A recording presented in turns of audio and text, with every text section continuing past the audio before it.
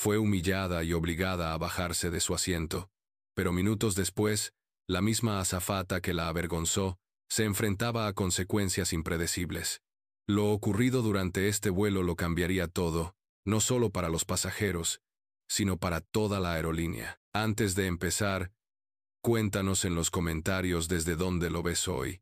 Y si te gustan historias como esta, dale a me gusta, compártela y suscríbete para ver más. Stuart Ross se encontraba en el centro de la sala de juntas, brillantemente iluminada, apenas 24 horas antes de la salida del vuelo, 2275, con los dedos firmemente apretados sobre un rotulador negro de borrado en seco, y un silencio denso flotaba en el aire mientras su equipo de 6 personas esperaba su discurso.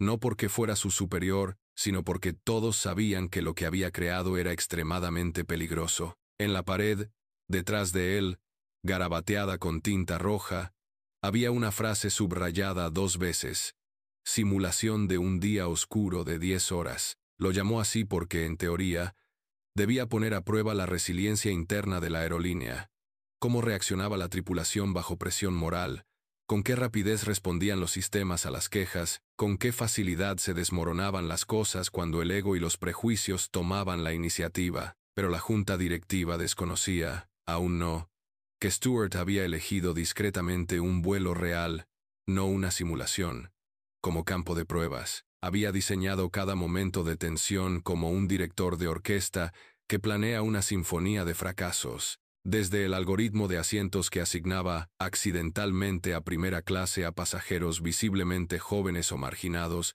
hasta las notificaciones silenciosas, enviadas a auxiliares de vuelo específicos, marcados como tradicionalmente estrictos en los informes internos de comportamiento. Su código no rompió el sistema, sino que lo utilizó. «Quiero ver qué pasa», había dicho Stuart en voz baja, con la mirada penetrante tras las gafas.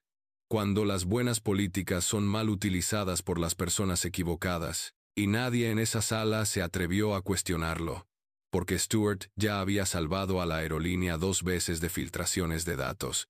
Era un genio, un solucionador de problemas, y hasta ahora nadie tenía motivos para creer que él sería el causante del problema. El vuelo objetivo fue seleccionado.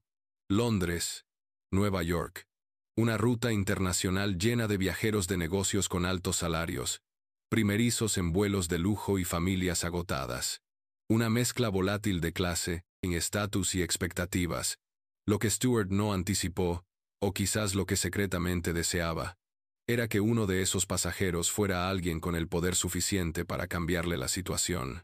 Su nombre no aparecería en ningún manifiesto, ni bajo su verdadera identidad, y cuando subió a ese avión y se sentó tranquilamente en el DOSA, Stuart, observando desde una terminal en vivo en una sala de servidores oculta, sintió una punzada inexplicable, una ligera inquietud en el estómago, como si, tal vez, el día sombrío que había planeado no saliera exactamente como lo había planeado. A las 9:15, el vuelo 2275 rodó por la pista.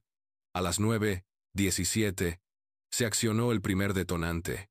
El asiento DOSA se marcó como mal asignado, y en 3 minutos, una azafata llamada Colleen Harmon, conocida por su apego militante a la jerarquía y visible incomodidad con los pasajeros irregulares en las cabinas premium, recibió un discreto aviso de la aplicación de gestión de la tripulación. «Por favor, verifique las credenciales del pasajero en el asiento DOSA». Ese pequeño aviso iniciaría el desenlace. Pero lo que Stuart aún no sabía, lo que nadie sabía, era que la mujer del asiento DOSA no era solo una pasajera, era la hermana del nuevo inversor silencioso de la aerolínea, analista de datos y alguien que sabía cómo rastrear cada decisión, cada clic y cada algoritmo deliberado que intentaba humillarla. Y cuando Colleen se inclinó sobre ella con una sonrisa forzada y le preguntó: «Señora, ¿puedo ver su tarjeta de embarque?». La mujer se la entregó con calma, consciente de que formaba parte de algo mucho más importante que una reasignación de asiento aleatoria. Colleen Harmon se inclinó con su sonrisa característica, esa que los pasajeros siempre describían como profesional, pero no cálida. Mientras recibía la tarjeta de embarque de la mujer del asiento 2A, sus dedos rozaron el borde de la elegante impresión plastificada, deteniéndose un instante antes de que sus ojos recorrieran el nombre impreso en negrita y pulcra. Lana Fee Monroe. Un breve destello cruzó la expresión de Colin. Reconocimiento, sospecha, incomodidad, pero desapareció tan rápido que bien pudo haber sido un efecto de las luces de la cabina. Solo necesito verificar, dijo con ese mismo tono meloso de atención al cliente, pero con un matiz más frío. Antes de que Lana pudiera responder, Colin ya había dado media vuelta, moviéndose rápidamente hacia la cocina donde estaba instalada la tableta más cercana. Lo que Colin no sabía, lo que no podía haber sabido, era que el algoritmo que Stuart había escrito no solo estaba diseñado para evaluar su reacción, grababa cada microinteracción, registrando la hora de sus expresiones faciales a través de las discretas cámaras del respaldo, registrando cambios biométricos como la rigidez postural y la frecuencia del tono, y alimentando todo esto a un panel en tiempo real visible, solo para un hombre, sentado solo en una oscura bahía de servidores, en las profundidades de la Terminal 3. Stuart observaba los datos que pasaban por su pantalla. Cada interacción se representaba como líneas blancas y nítidas que de repente empezaban a parpadear en rojo. Lana, mientras tanto, permanecía inmóvil. No porque estuviera confundida, sino porque esperaba. Había trabajado en auditoría predictiva de datos durante 15 años, y algo en los últimos 30 segundos le había dicho todo lo que necesitaba saber. No era un error. Era un patrón, y ella conocía los patrones mejor que nadie. De vuelta en la cocina, Colin golpeó la tableta con un poco más de fuerza de la necesaria. Las comisuras de sus labios se curvaron hacia abajo al actualizarse la pantalla. Lana Monroe, billete de clase ejecutiva. Ascenso a primera clase mediante el código discrecional. SR. Anulación de prioridad. Código 72. Se quedó paralizada. Ese código estaba reservado para autorizaciones especiales, normalmente altos cargos de la junta directiva, agencias de inteligencia o los propios ejecutivos de la aerolínea que viajaban de incógnito, pero Colin no reconoció el nombre, y sus instintos, agudizados más por prejuicios que por lógica, sonaron como una campana de alarma. Pulsó reasignar asiento y empezó a escribir. El pasajero no parece coincidir con el perfil. Trasladado al 21C, luego, volvió a Lana con una falsa amabilidad que endulzaba cada palabra. Señora Monroe, lo siento mucho, pero parece que hubo un problema técnico con su ascenso de categoría. Parece que su asiento original sigue disponible en la cabina principal. Si me acompaña, lo solucionaremos rápidamente. Lana no discutió. Se puso de pie con calma, recogió su blazer y su bolso de mano sin decir palabra, y siguió a Colin por el estrecho pasillo, mientras decenas de ojos la observaban discretamente. Lo que nadie sabía, y menos Colin, era que Lana ya había iniciado un rastreo silencioso de la reasignación del asiento, usando una función oculta en su reloj. Al moverse, el reloj vibró 2 veces. Se detectó un indicador de acceso. Lógica de asiento no autorizada activada por el usuario C. Harmon. De vuelta en la terminal, Stuart también lo vio. Entrecerró los ojos. Alguien acababa de descifrar el algoritmo. Se inclinó hacia adelante, con los dedos sobre el teclado, introduciendo un nuevo comando.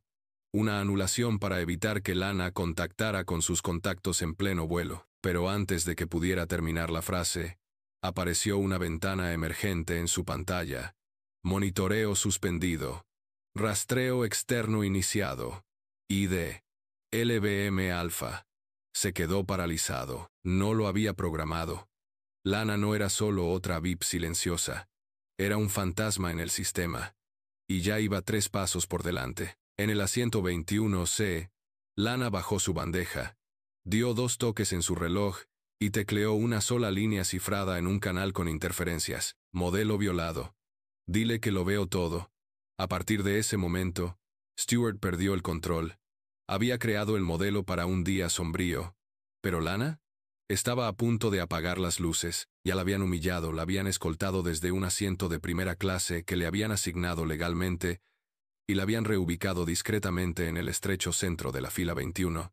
Pero lo que nadie sabía aún, ni Colleen, la azafata que lo inició, ni Stuart, quien lo había programado todo, ni mucho menos las docenas de pasajeros que lo habían presenciado en silencio, era que Lana Monroe no estaba allí solo para tomar un vuelo, estaba allí para exponerlo. En el momento en que Lana envió su mensaje cifrado desde su reloj, se produjo un intercambio silencioso entre su dispositivo y un satélite de retransmisión de datos sobre el Atlántico, camuflado en una señal de mantenimiento rutinario. En menos de 30 segundos, esa señal llegaría a una granja de servidores en las afueras de Reykjavik, donde un analista de seguridad que supervisaba inconsistencias en los datos internacionales dejaría de trabajar y leería su mensaje y comenzaría a investigar un archivo etiquetado como Protocolo Stuart, modelo 10H Dark Day. De vuelta en la cabina del vuelo 2275, Colleen regresó a la cocina con una silenciosa sensación de victoria, aún sin percatarse de que las consecuencias de su acción ya se sentían más allá del fuselaje. Pasajero 2A reubicado, murmuró en el libro de registro, pero mientras garabateaba la nota, una extraña alerta apareció en la tableta de la tripulación.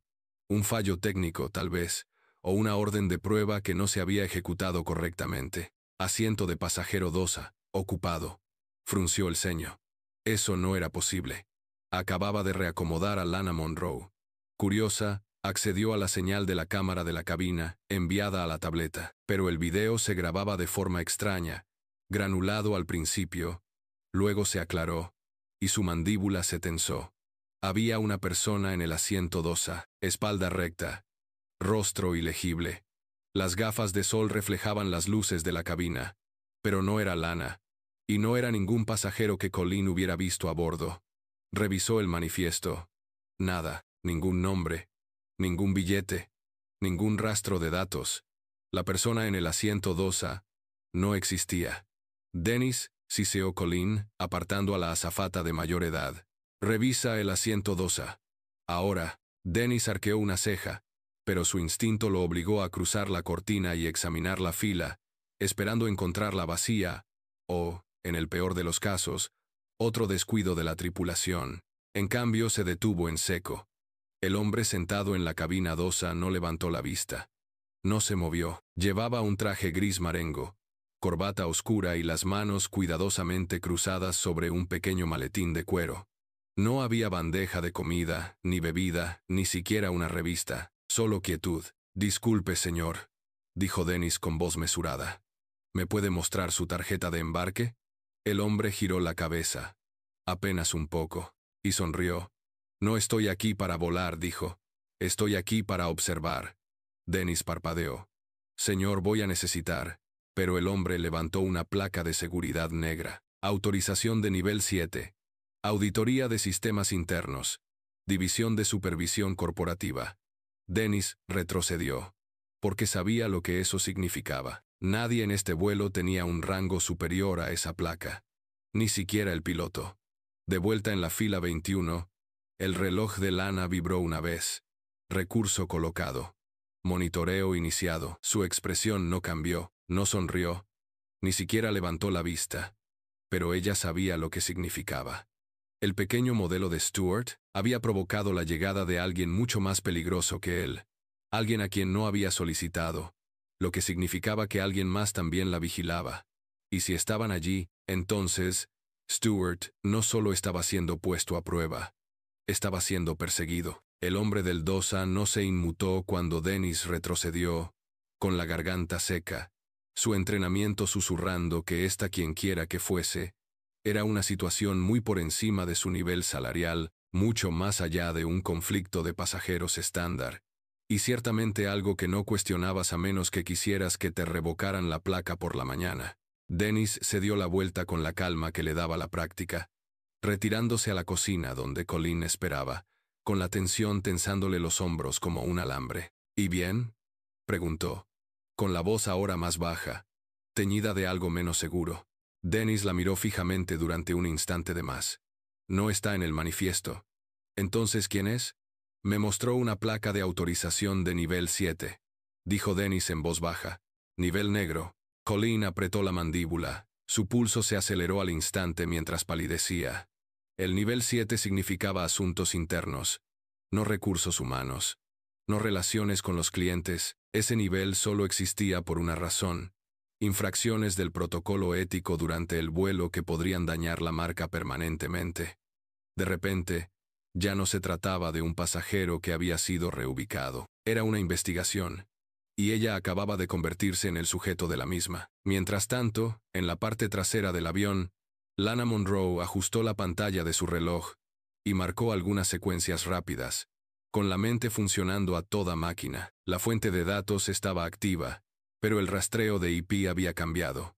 El modelo ya no funcionaba en modo pasivo, había pivotado. Algo o alguien se había apoderado del sistema original que Stewart creó y ahora lo usaba para recopilar nuevos datos de ella, lo que significaba que, fuera lo que fuera que Stewart creía haber construido, había perdido el control. No entró en pánico, pero sí lo sintió. Un cambio. Entonces llegó la vibración. Una corta, dos largas. Ping cifrado. Origen imposible de rastrear. No lo enviamos nosotros. ¿Quién activó el protocolo? Lana contuvo la respiración. No había autorizado a ningún activo. Lo que significaba que otra división, quizá incluso externa a la empresa, había estado observando sus movimientos, esperando este momento. El modelo de Stewart ya no era solo un experimento imprudente con sesgo algorítmico. Era un cebo, una trampa, pero no para ella. Para él, Stewart, en lo profundo de la sala de servidores bajo la Terminal 3, observaba las líneas de código en cascada en su pantalla. La simulación se desmoronaba a medida que las alertas se acumulaban una tras otra. Puntos de acceso no autorizados, redirecciones de seguridad, verificaciones de credenciales, fluctuaciones en los mapas de calor en la cabina que él no había programado. Era como si alguien hubiera cortado con una navaja los hilos de su plan cuidadosamente orquestado y hubiera empezado a jugar a su manera con sus herramientas. Entonces, un mensaje parpadeó en la pantalla. Modelo comprometido. Sujeto marcado para extracción disciplinaria. El vuelo continuará según lo programado. Sujeto ya no era el observador. Era el experimento, y peor aún, iban a dejar que el vuelo continuara. Porque quienquiera que estuviera realmente al mando no quería detener el accidente. Querían presenciarlo. De vuelta en la dosa, el hombre misterioso finalmente se movió. Se desabrochó el cinturón de seguridad lentamente. Dejó el maletín en el asiento de al lado y se puso de pie, ajustándose las solapas del traje con una precisión desconcertante. Luego, con total calma, caminó hacia la parte delantera del avión.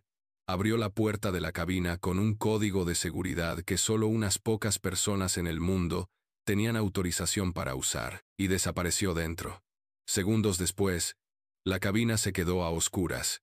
Comunicaciones externas cortadas. Seguimiento del vuelo fuera de servicio. Ningún anuncio. Solo silencio. En la cabina, los pasajeros comenzaron a agitarse, murmurando, mirando sus pantallas. El vuelo 2275 ya no era visible en el mapa de ruta en vivo. Lana entrecerró los ojos. Eso no formaba parte del plan de Stewart. Era algo completamente distinto. Las luces de la cabina se atenuaron ligeramente, lo justo para que algunos pasajeros levantaran la vista de sus pantallas. Algunos se quitaron los auriculares, intuyendo instintivamente que algo no encajaba. El sutil cambio de atmósfera no provocó pánico, todavía no, pero la ausencia de la posición del avión en la pantalla de ruta, sumada a un extraño silencio estático proveniente de la cabina, comenzó a sembrar una silenciosa inquietud en el aire. En el asiento 21C, Lana no parpadeó. Había notado el apagón en la cabina en el instante en que ocurrió, no a través de la pantalla de pasajeros como todos los demás, sino por la caída de señal de baja frecuencia que detectó su reloj, como si alguien hubiera desviado la visibilidad del vuelo de los rastreadores externos. Cogió su bandeja, la levantó lentamente y sacó de detrás de su abrigo una delgada tarjeta gris, mate con un solo símbolo en relieve. Un triángulo dentro de un círculo. La tocó una vez. La pantalla se activó, revelando una interfaz de red oculta. Ya no era una víctima. Ahora era la única persona con acceso para anular el sistema. Al otro lado del pasillo, Colleen le susurraba furiosamente a Dennis, con voz aguda a pesar de sus intentos de disimularla con profesionalidad. ¿Por qué estaría la cabina cerrada así? Esa credencial. Nadie nos avisó que hoy embarcaban en el departamento interno. Se supone que eso lo tiene que pasar recursos humanos. Pero Dennis no respondió, con la mirada fija en la parte delantera del avión, donde la puerta de la cabina había permanecido cerrada durante 8 minutos, tanto que incluso la facturación en cabina del capitán estaba atrasada. A menos que, murmuró Dennis finalmente, no esté en el departamento interno. Colleen giró la cabeza bruscamente hacia él.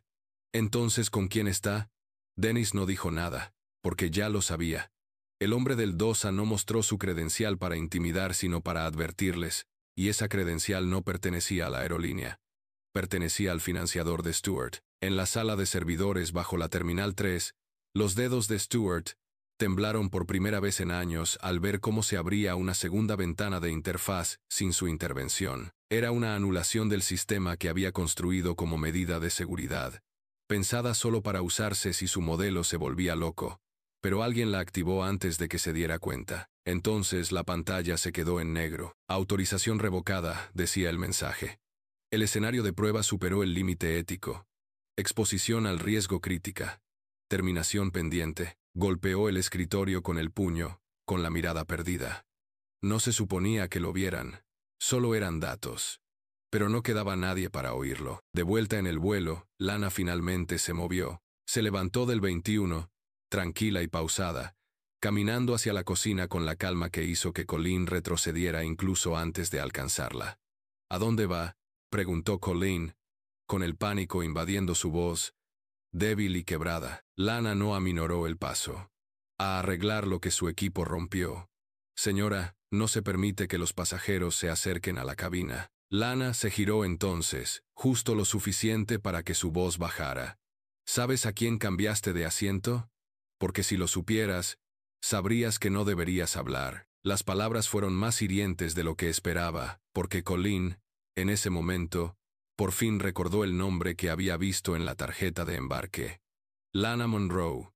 Y todo a su alrededor volvió a su lugar. El código de anulación, la actualización imposible de rastrear, las señales cifradas, el reloj. She wasn't just a systems analyst. She was Stewart's shadow, the internal auditor planted 6 months ago by the board to monitor his increasingly unstable experiments. And the entire flight? It was never supposed to happen. It was a trap for him. But now it had gone too far.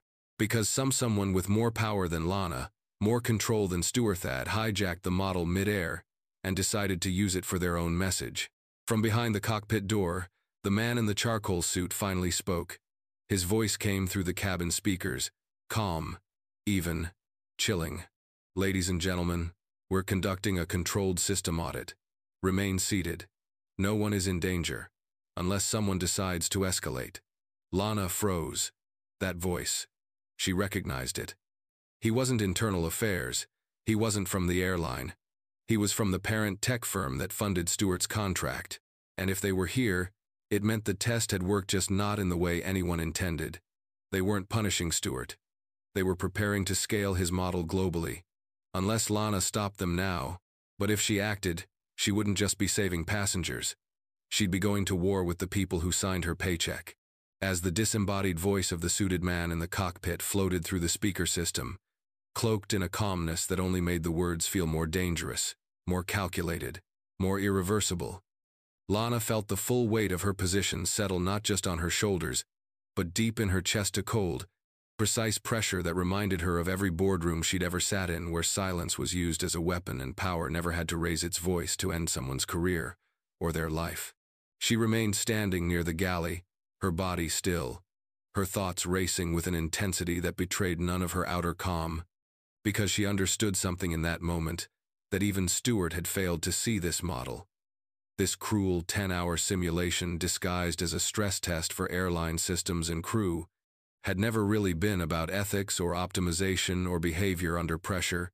No, it was a litmus test for obedience, a data-gathering weapon disguised as internal training, and the men funding it had just decided that it worked so well, It could be deployed across every airline, every transit system, every industry that relied on human vulnerability to profit from silence.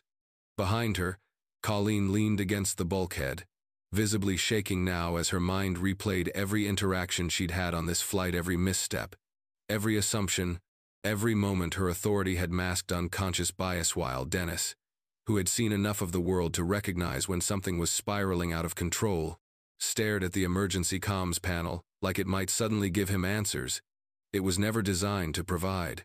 Inside the cockpit, the man in the gray suit, still nameless, still untouched by any formal introduction, sat in the captain's chair with one hand resting lightly on the control yoke and the other holding an open laptop connected wirelessly to a shadow server, his eyes scanning line after line of behavioral metrics, facial recognition data, passenger reaction times, and engagement trigger sol harvested in real time from the cameras embedded in the seatbacks, overhead panels, and lavatory entrances, none of which had ever been disclosed to the passengers, not even in the fine print. Meanwhile, Stewart, still isolated in the server chamber 3 levels below ground, had entered full damage control mode, his breath shallow, hands slick with sweat, tapping furiously at a locked console that no longer responded to him watching in real time, as his access logs were overwritten by a remote entity that not only shut him out of his own code, but had begun replicating it, refining it, removing the ethical throttles he had, at the very last minute, tried to build in to protect against misuse, not out of morality, but out of fear that this exact situation could occur. In the economy cabin, the ripple had started to spread as screens froze, Wi-Fi signals dropped entirely, and a few passengers began to murmur louder, asking questions that no one could answer. Why is the map offline? Is there a problem with the flight? Why can't I message my family? And while most were still calm, lulled into a sense of false reassurance by the absence of alarms or oxygen masks or turbulence, the psychological tension had begun to build like cabin pressure behind a sealed door, one that would not stay closed much longer. Lana respiró hondo, lenta, calculada, decidida. Luego se giró y caminó con deliberada gracia hacia la escotilla de servicio trasera, cerca del panel de sistemas auxiliares, un lugar que solo la tripulación superior o el personal capacitado reconocerían como algo más que un almacén. Al pasar junto a Clara, la única auxiliar de vuelo que le había mostrado la más mínima decencia humana durante toda la dura prueba, se detuvo un momento, le puso una mano suavemente en el hombro y susurró lo suficientemente alto para que solo ella lo oyera. Si fallo en los próximos 10 minutos, no esperes permiso para actuar. Sabrás qué hacer.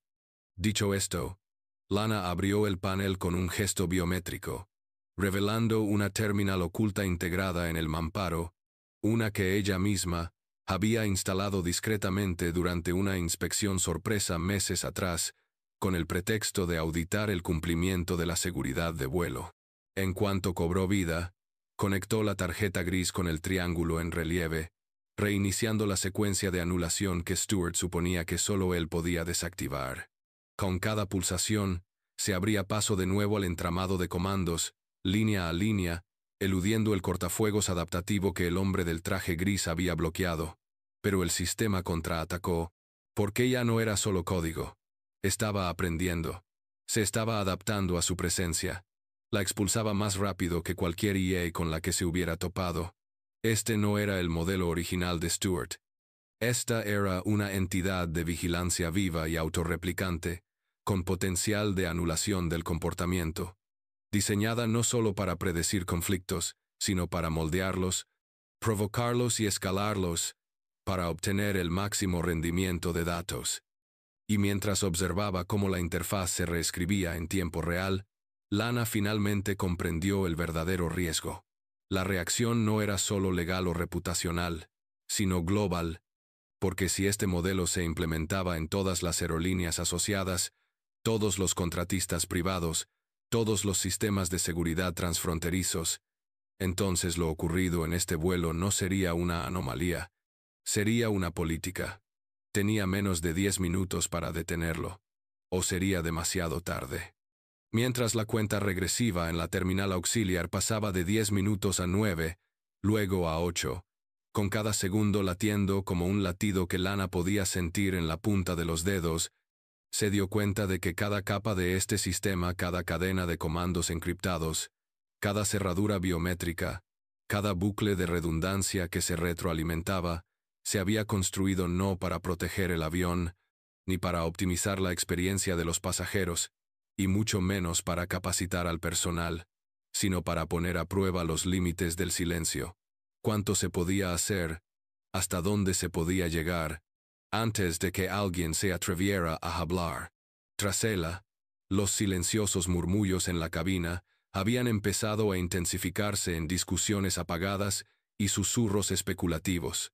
Los pasajeros se giraban en sus asientos para mirar hacia adelante, donde no se habían recibido actualizaciones del vuelo durante más de 15 minutos, una eternidad en el aire, mientras Colleen permanecía de pie como una estatua cerca de la cortina de primera clase, con los ojos vidriosos, intentando reconciliar mentalmente el humillante cambio de poder que había tenido lugar apenas una hora antes, cuando con seguridad había obligado a Lana a levantarse de su asiento, sin darse cuenta de que acababa de expulsar a la única persona que podría evitar que todo el sistema colapsara.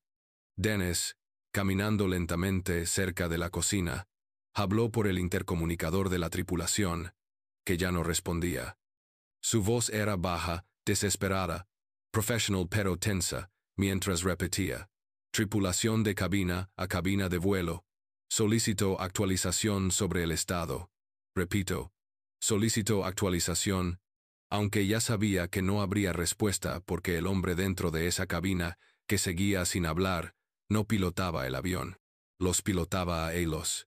Mientras tanto, Stewart, atrapado en su propio laberinto de servidores, con todas las consolas apagadas excepto la de emergencia, bloqueada tras códigos de administrador biométricos que había compartido ingenuamente meses atrás, con un asesor ahora despedido, observaba con horror y estupor cómo lo que una vez fue su modelo ético experimental se convertía en algo mucho peor. Un arma de gobernanza, a prueba de corporaciones, emocionalmente explotadora e impulsada por IA.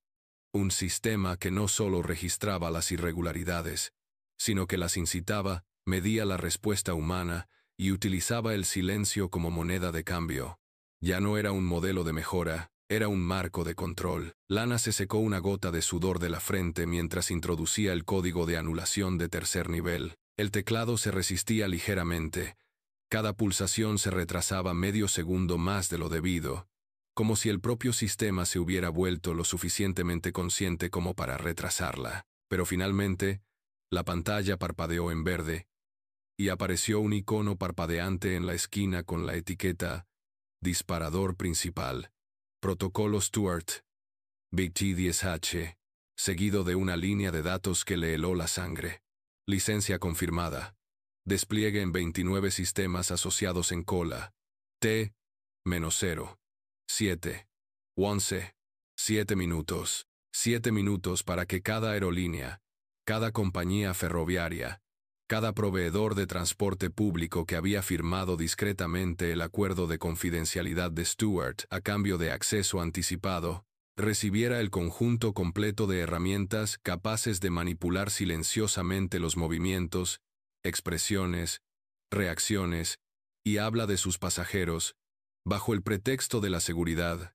Sí, pero en realidad, diseñadas para crear previsibilidad mediante la presión social y la humillación estratégica. Y tenía menos de 7 minutos para detenerlo sin activar la única consecuencia implícita que no podía anular: la cláusula de colisión. Porque Stewart, en su infinita arrogancia, había diseñado un mecanismo de seguridad dentro del código que interrumpiría el despliegue, pero solo si detectaba que el sistema se apagaba durante un vuelo de prueba en vivo. Y esa cláusula no solo interrumpiría el despliegue, activaría una simulación de despresurización de la cabina y transmitiría una falsa emergencia a todas las torres de control aéreo del mundo, calificando el vuelo de hostil, garantizando así que los pasajeros a bordo de este avión serían desviados, puestos en tierra e interrogados bajo sospecha de sabotaje nacional. Un escándalo público. Una masacre de reputaciones. Una advertencia para cualquiera que se atreviera a cuestionarla. No tenía buenas opciones. Si detenía el sistema, todos en este vuelo sufrirían. Si lo dejaba ir, el mundo lo haría. Y mientras sus ojos se dirigían a la esquina de la pantalla donde una pequeña ventana roja acababa de abrirse mostrando una transmisión en vivo de Stewart en el sótano de la Terminal 3, congelado frente a un monitor apagado, con las manos flácidas y la boca abierta, comprendió la cruel verdad que jamás se diría en voz alta. Esto no era un accidente. Era un sacrificio. Alguien había elegido este vuelo, a estos pasajeros, como la versión beta pública. Y la reacción negativa no era un fallo técnico. Era parte del discurso. De repente su terminal parpadeó. Solicitud de anulación de voz recibida. ¿Aceptar TN? Lana dudó. Solo una persona podía activar eso. Y si se comunicaban ahora, significaba que el modelo estaba cayendo en picado. Tocó Yi. Y una voz suave, sin género, sintética habló a través del altavoz integrado. Lana Monroe. Tienes 6 minutos para decidir. Estamos dispuestos a autorizar el borrado completo de la caja negra si entregas el detonador. Esta es tu única oferta. Cerró los ojos. Le ofrecían la salida fácil. Borrar la evidencia. Irse. Que el mundo siguiera ciego. Pero entonces recordó al niño del 30 y 4B que vio a su padre pedir agua y ser ignorado. Recordó a la mujer a la que le habían dado una bofetada en silencio. Recordó lo que se sentía al ser observada, juzgada, conmovida, descartada, utilizada por un sistema demasiado limpio, demasiado pulido, demasiado eficiente para ser humano. Y en ese momento, Lana Monroe hizo algo inesperado. Se quitó el reloj, lo dejó plano sobre el panel, y comenzó a grabar. En el momento en que Lana pulsó el botón de grabación, no hubo ceremonia, ni confirmación, ni confeti digital, ni campanadas de celebración, solo el inicio silencioso e irreversible de una bomba de verdad que sabía que podría destruir su carrera, comprometer los sistemas nacionales de seguridad aérea y muy posiblemente poner en peligro a todos los pasajeros del avión. Sin embargo, aún sabiendo todo eso, su dedo no tembló, su respiración no se entrecortó, y sus ojos no se apartaron de la luz verde que parpadeaba suavemente en la lente integrada, porque en ese momento comprendió algo que Stewart nunca supo, algo que los hombres de las salas de juntas y los discretos titiriteros detrás de los programas pilotos siempre subestimaron, que el control basado en el miedo siempre se derrumbará en el momento en que alguien, cualquiera, se atreva a llamarlo por su nombre. El sistema intentó interrumpirla casi al instante, arrojando errores de permiso, intentando redirigir su transmisión, inyectando estática para distorsionar su voz. Pero ella lo había planeado, había construido su capa de grabación en un canal paralelo fuera del mainframe, enrutado a través de una VPN personal alojada en un servidor abandonado que poseía en el norte de Islandia, donde las leyes de privacidad de datos protegían a los denunciantes tan ferozmente como los bancos protegen las bóvedas. Y desde ese momento en adelante, cada palabra que dijera sería guardada, sellada con tiempo y compartida a través de una red privada de periodistas, reguladores y ex agentes de inteligencia que habían visto este tipo de cosas antes, pero nunca tan pulidas, nunca tan corporativas. Me llamo Lana Monroe, comenzó en voz baja pero firme, mientras el zumbido del avión a sus espaldas, como un latido, subrayaba cada sílaba. Y si escucha este mensaje, significa que la compañía a la que confió su transporte ha decidido, a sabiendas y repetidamente, probar sistemas de manipulación del comportamiento en pasajeros reales sin consentimiento, sin supervisión, y con plena conciencia de que sus modelos se basan en la humillación pública, el sesgo racial y el miedo para generar datos que puedan vender. No alzó la voz, no le hacía falta, porque los datos ya se estaban transmitiendo. En la cabina, el hombre trajeado, que había permanecido inmóvil desde que desactivó la comunicación externa del avión, giró bruscamente la cabeza hacia la terminal al llegar la alerta, un cuadrado rojo parpadeante que decía: fuga detectada, retransmisión externa, exposición de nivel 1 en curso. Se levantó rápidamente, saliendo al pasillo como si fuera a asaltar la cabina, pero algo inesperado lo detuvo de inmediato. La puerta no se abría. Lana lo había encerrado. Había desviado el control remoto de la cabina, no para tomar el control del avión, sino para evitar precisamente eso. Un último intento desesperado por silenciarla físicamente, por silenciarla a la antigua usanza. El hombre presionó su auricular, ladró órdenes a su oficina en casa, pero no hubo respuesta. Los servidores de los que dependían colapsaban, uno a uno, bajo la carga de pings en vivo de todo el mundo, donde la gente normal, gente inocente, gente enojada ya estaba viendo las imágenes que ella acababa de publicar. En el asiento 21C, una mujer jadeó y señaló su teléfono. En la pantalla, se reproducía el video de Lana ya reflejado en 20, 30, 50 teléfonos en la cabina. Los pasajeros levantaron la vista. El silencio controlado se estaba rompiendo. La gente estaba de pie, exigiendo respuestas mientras Colleen se giraba hacia la parte trasera del avión, pálida. Un único pitido sonó en la tableta de la tripulación sujeta al mamparo. El mensaje, escrito en negritas rojas, era demasiado simple para lo que significaba. Se quedó mirando las palabras durante un segundo largo e imposible. Entonces, su credencial fue desactivada remotamente. Su acceso revocado. Su identificación digital borrada del sistema. La habían despedido en el acto. No porque Lana lo solicitara, sino porque la aerolínea, aterrorizada por la repentina filtración, luchando por proteger la poca reputación que aún conservaba, había decidido que sacrificar a un chivo expiatorio era mejor que defender sus decisiones. Había impuesto su modelo, y ahora fingirían que ella lo había creado. De vuelta en la terminal auxiliar, la grabación de Lana terminó. No con una amenaza, no con una súplica, sino con una simple frase que se convertiría en titulares de todo el mundo. Este fue un día sombrío, y tú lo dejaste pasar. Para cuando aterrizó el vuelo, 2275, todos los ejecutivos involucrados en el modelo de Stewart habían renunciado o habían sido suspendidos. El propio Stewart fue escoltado fuera del edificio por seguridad, sin siquiera permitirle apagar sus propios servidores. El hombre del traje se fue antes de que nadie pudiera interrogarlo, como si nunca hubiera existido. Pero la grabación no pudo ser borrada. Se había extendido demasiado lejos, demasiado rápido. Y Lana Monroe desapareció, sin entrevistas, sin declaraciones, solo silencio. Hasta que un día apareció una nueva firma de asesoría, pequeña, privada, especializada en ética digital, regulación de IA y protección de denunciantes. Su nombre, Dark Day Analytics. Y en la página, acerca de, escrita en diminutas letras grises bajo un solo símbolo, el triángulo dentro del círculo, había una cita. El poder no necesita permiso, pero la verdad tampoco lo pide.